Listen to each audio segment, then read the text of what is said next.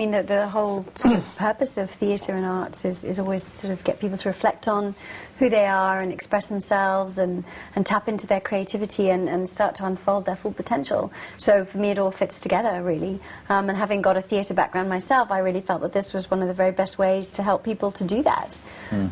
So that was definitely in my mind when I came about how to sort of help people with all those interpersonal skills, basically. And you zeroed in on the migrant community because, say again? Well, I was very interested when I first came to China in women's issues. I had a particular interest in women's issues. I would say that my interests have broadened from that now anyway.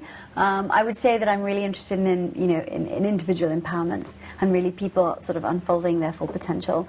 And then, obviously when we were talking about the migrant community when I lived in Beijing, this was one of the biggest social challenges that cities were facing, and I think China is facing as well. So it seemed a very appropriate area to be working in. Yeah, with both adults and children, you have, I guess with migrant people, you have problems of identity, ethnicity, class, all kinds of things. Because these people are sometimes looked down upon by the people from the city for all sorts of reasons. They're hicks, they're hayseeds, they're poor, they're illiterate, whatever, right?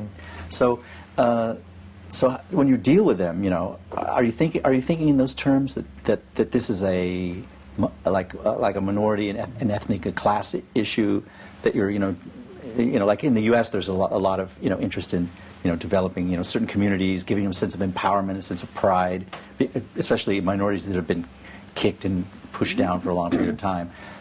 Is that sort of in that framework you're thinking of it, or is it something a little bit different?